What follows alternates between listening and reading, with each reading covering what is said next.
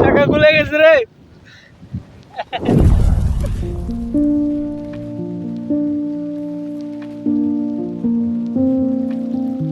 আসসালামু আলাইকুম everyone, this is Tamim. আজকের ভিডিওটি একটু অন্যরকম হতে যাচ্ছে, কারণ বাংলাদেশের অন্যতম সুন্দর রাস্তা মেরিন ড্রাইভ রোড, পাহাড়, ঝর্ণা এবং সমুদ্র একই সাথে একই ভিডিওতে দেখব। সেই সাথে জানবো কিভাবে কক্সবাজার থেকে হিমছড়ি পাহাড় ও ইনানি বিচে যাবেন, ভাড়া কত এবং আরও নানা রকম ভ্রমণের তথ্য। কক্সবাজার ডলফিন মোড় থেকে আমরা অটোতে করে যাত্রা শুরু করি হিমছড়ির উদ্দেশ্যে। ভাড়া পড়েছিল জন প্রতি 50 টাকা মাত্র। যদিও এখানকার অটোওয়ালাগুলো অনেক বেশি ভাড়া চায়, আপনাকে নিজ দায়িত্বে দামাদামি করে নিতে হবে। আমরা রিসোর্ট থেকে বেরোলাম হিমছড়ির উদ্দেশ্যে। ভাড়া পড়েছে এখানে অটো 200 টাকা, অর্থাৎ পার পার্সনের মধ্যে 50 টাকা করে পড়ছে। আপনারা অবশ্যই দাম দর করে নেবেন, কারণ এখানে অনেক দাম চাবে, যেমন 1200-1300 টাকা চাবে আপনাদের কাছ থেকে। আর আমার মতে রিজার্ভ না নেওয়া ভালো। আপনি যদি ব্যাচেলর হন তাহলে রিজার্ভ নেবেন, আর যদি পরিবারের সাথে থাকেন তাহলে রিজার্ভ নিতে পারেন। কক্সবাজার থেকে মেরিন ড্রাইভ রোড দিয়ে যেতে হবে আমাদের গন্তব্য হিমছড়ি পয়েন্টে। এবং বর্তমানে কক্সবাজার ভ্রমণের সবচেয়ে আকর্ষণীয় বিষয় হলো পৃথিবীর দীর্ঘতম এই মেরিন ড্রাইভ রোড। 80 কিলোমিটার দীর্ঘ এই রোড কক্সবাজার থেকে শুরু করে টেকনাফ পর্যন্ত বিস্তৃত। মেরিন ড্রাইভ রোডের একদিকে রয়েছে উত্তাল সমুদ্র সৈকত, আর অন্যদিকে রয়েছে সবুজের ঢাকা ছোট বড় পাহাড়। আবার কোথাও কোথাও পাহাড়ের গা বেয়ে ঝর্ণাধারার দেখা মিলবে। মেরিন ড্রাইভ রোড দিয়ে যেতে যেতে বিস্তৃত সাগরের সমস্ত সৌন্দর্য আহরণ ও জেলেদের সাগরে মাছ ধরার দৃশ্য উপভোগ করতে পারবেন।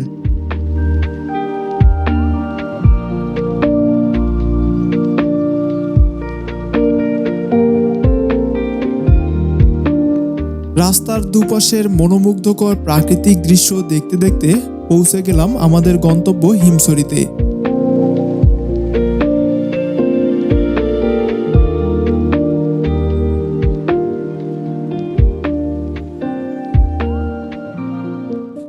টিকিট ক টাকা?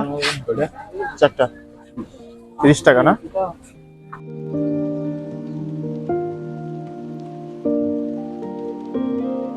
টিকিট কাউন্টার থেকে টিকিট নিয়ে ভেতরে প্রবেশ করি।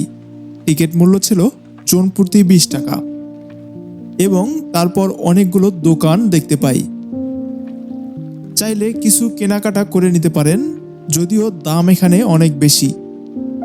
প্রথমেই আমরা ঝর্ণা দেখব, আর সেজন্য আমাদের ডান দিকের পথ ধরে এগোতে হবে।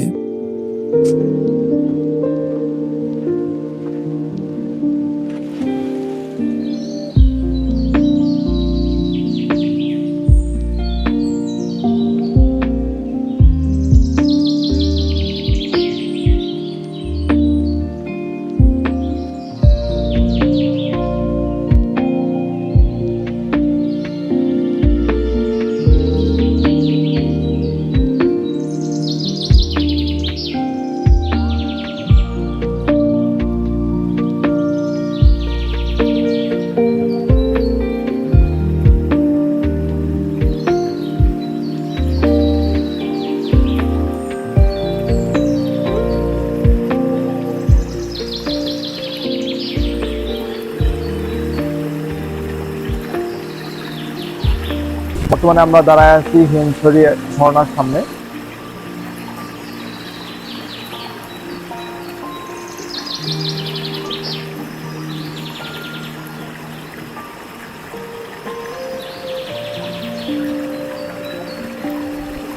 আসলে প্রকৃতির মাঝে আমরা আসছি, মানে সবাইকে এরকম প্রকৃতির মাঝে আসা দরকার।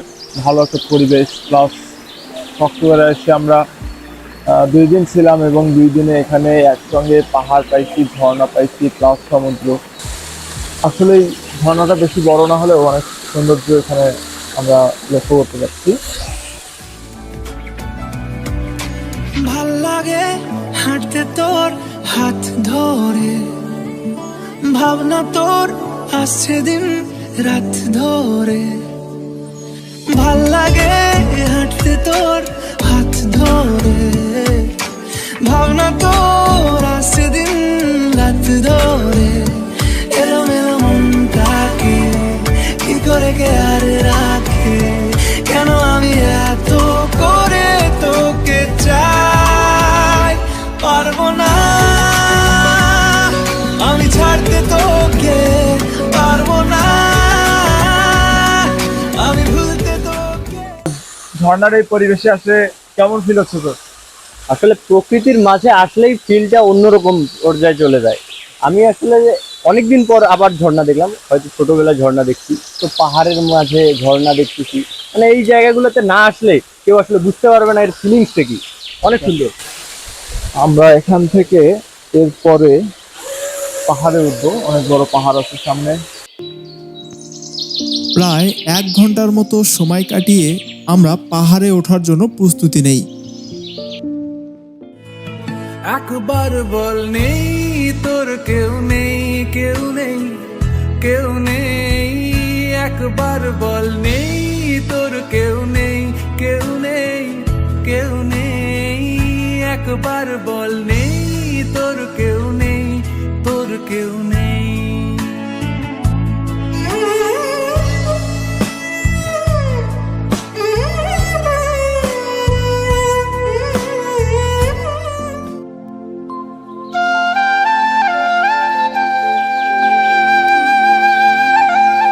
পাদদেশে ইকো পার্ক থেকে সিঁড়ি দিয়ে উঠতে পাহাড়ের উচ্চতা প্রায় 300 ফিটের মতো।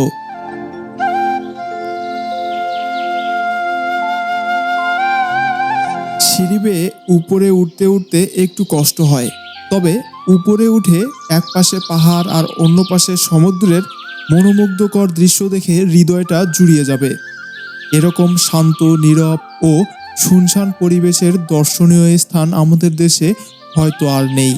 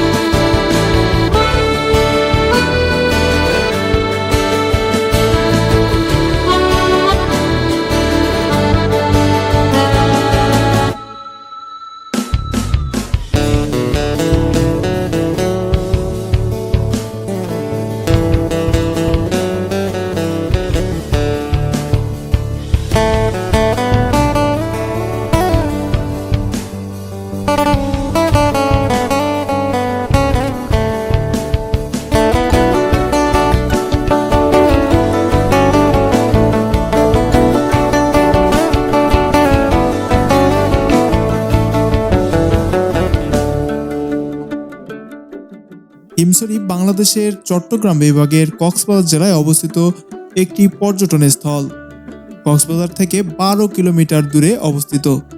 হিমছড়ির এক পাশে রয়েছে সুবিস্তৃত সমুদ্র সৈকত আর অন্য পাশে রয়েছে সবুজ পাহাড়ের সারি। প্রাকৃতিক পরিবেশ হিসাবে হিমছড়ি পর্যটকদের অনন্য এক আকর্ষণ।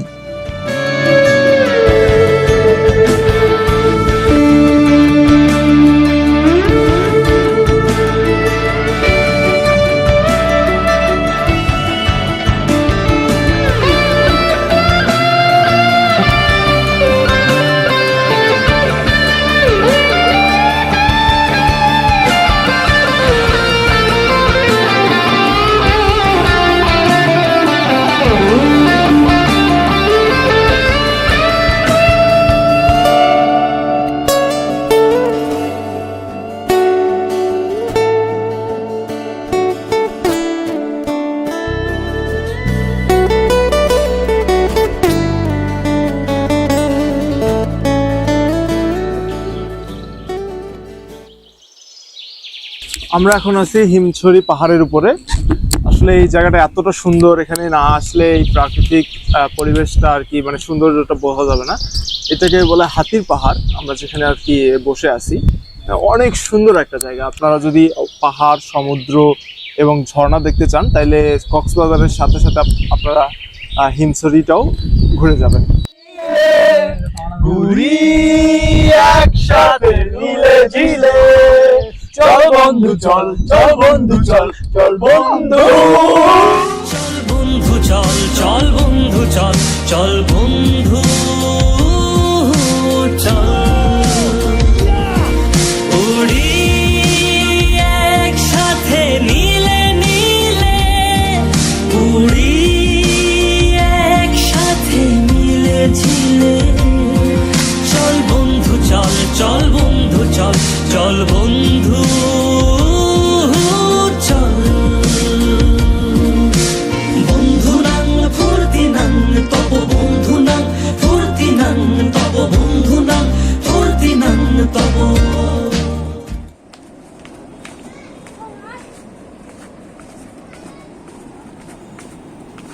প্রকৃতির অপরূপ সৌন্দর্য দেখতে দেখতে কিভাবে যে কয়েক ঘন্টা কেটে গিয়েছিল তা বুঝতে পারিনি। এবার আমরা ইনানি বিচে যাব, আর তার জন্য আবার আমাদের অটো ভাড়া করতে হবে। বের হওয়ার পরেই যে অটোগুলো দেখবেন চেষ্টা করবেন এগুলোতে না যাওয়ার, কারণ এরা অনেক বেশি ভাড়া চাইবে। রাস্তায় চলাচল করা রানিং গাড়ি থামিয়ে দামাদামি করবেন, তাহলে সাশ্রয়ী দামে অটো ভাড়া করতে পারবেন। জানি দাবা হ্যাঁ কত করে ভাড়া?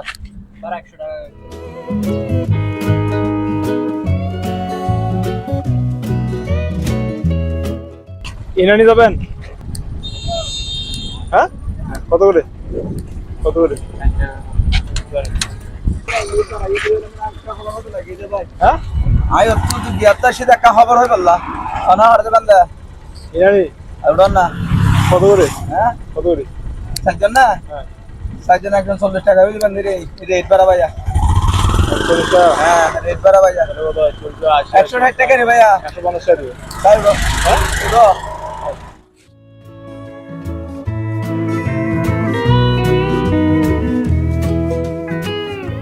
প্রথম অটো চালক জনপ্রতি 100 টাকা, দ্বিতীয় জন 60 টাকা এবং সর্বশেষ জনপ্রতি 40 টাকা চেয়েছিল।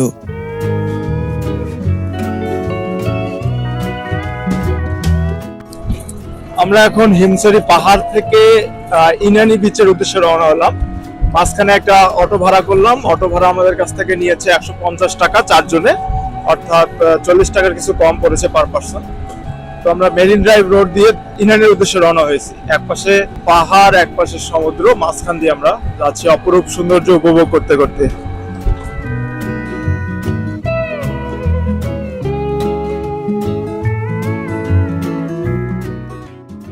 অটোওয়ালা মামা আমাদেরকে জানালো এখানে নাকি হাতি আছে। ওই একটা পাহাড়ে কি হাতি আছে নাকি? হ্যাঁ হাতে আছে ভিতরে বন্য হাতি? হ্যাঁ নাকি দেখা যায়? হ্যাঁ মুরা দেখতে হবে হ্যাঁ মুরা দেখতে হবে ও ওই আমরা তো এই যে হিমছড়িতে পাহাড়ে উঠলাম, কিন্তু হাতি তো দেখলাম না। না হাতে দূরে কত দূরে যেতে হবে না ভাইয়া ওইদিকে যাইতে দেয় না? এইদিকে তো যাইতে মনে করো না দেওয়া ভাঙলে শুরু করে যাইতে হবে। এবার তখন ভালো হাতি নেয়া মুরেল্লা হাতি ওরা বের হয় কি রাস্তায় আসে কখনো? রাস্তায় আইবো তো মনে হয় রাতে দিনে না রাতে আমরা দান দান থাকিলে দিলে এই দান শ্বাসটা থাকিলে দান দান থাকিলে আমরা গাড়ির সামনে কখনো আসছিল? হ্যাঁ হ্যাঁ গাড়ি আটকায়? গাড়ি আপনি যাবো আমার তাকে হ্যাঁ? আমার তাকে গাড়ি মনে করো যতক্ষণ না লাগে ততক্ষণ যাবারও দেরি। আচ্ছা আচ্ছা। হিমছড়ি থেকে প্রায় 14 কিলোমিটার পথ পাড়ি দিয়ে পৌঁছে যাই ইনানি বিচে।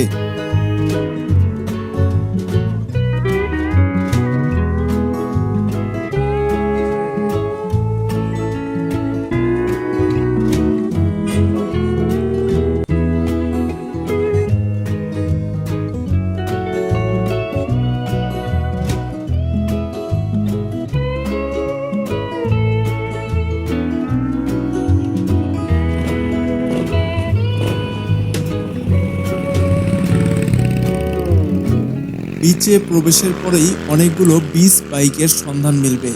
আপনি চাইলে চালকের সাথে ডিল করে রাইড নিতে পারেন। অবশ্যই দামাদামিতে একটু পটু হতে হবে। এদিক দিয়ে একবারে 0 পয়েন্টে যাবেন, 0 পয়েন্টে সব কিছু ওইটা সাগর সাইডে ওদিকে লাস্ট মতো শুনুন না ভাইয়া, দুজন 400 টাকা রেট আছে এখানে, বড় ভাই রেট দেখছে, বিসমিল্লাহ করে নেবে তো 100 টাকা কমা দিছি, 300 টাকা রাখবো বলছি। বলে আপনারা দুজন ওটাতে বসেন ভাই, আপনারা দুজন ওটাতে বসেন।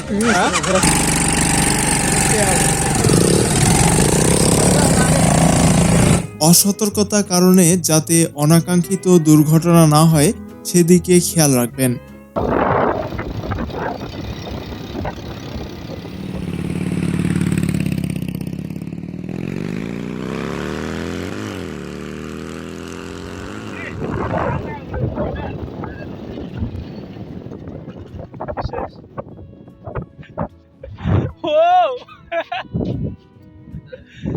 চাকা খুলে গেছে রে।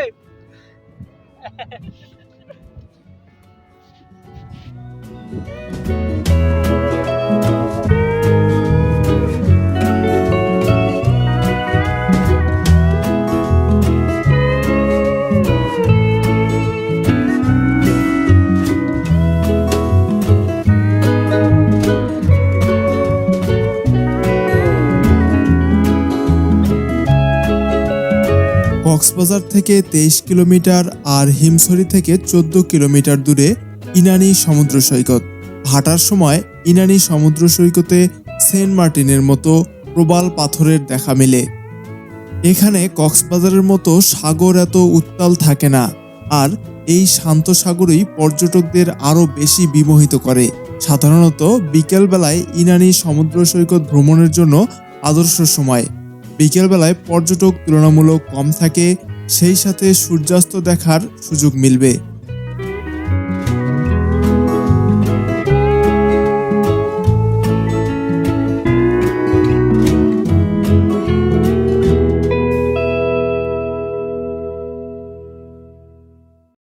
আরে মন বসে না শহরে, তাই তো এলাম সাগরে। আমার মন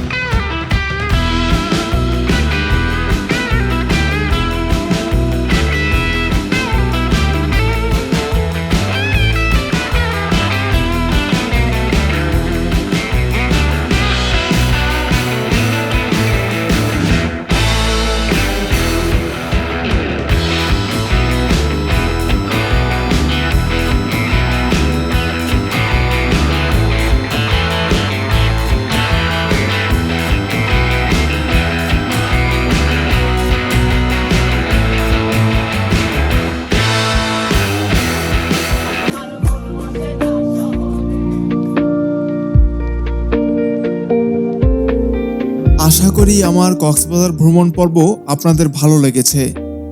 প্রথম ও দ্বিতীয় পর্বের লিঙ্ক ডিসক্রিপশন বক্সে দেয়া রয়েছে, আপনি চাইলে দেখে নিতে পারেন। আমার এই চ্যানেলটি সাবস্ক্রাইব করে রাখতে পারেন। হিমছড়ি ও ইনানি ভ্রমণের মধ্য দিয়ে শেষ হলো আমাদের কক্সবাজার ভ্রমণ। ভালো থাকবেন, সুস্থ থাকবেন। আবার দেখা হবে নতুন কোনো পর্বতে।